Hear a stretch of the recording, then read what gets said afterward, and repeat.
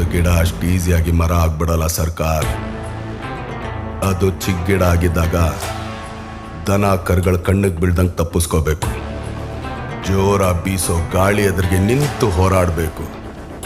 ಎಷ್ಟೋ ದಿನ ಮಳೆ ಬರದೆ ಹೋದ್ರೂ ಹಸುನ ತಡ್ಕೊಳ್ಳೋ ಕೆಪಾಸಿಟಿ ಬೆಳೆಸ್ಕೋಬೇಕು.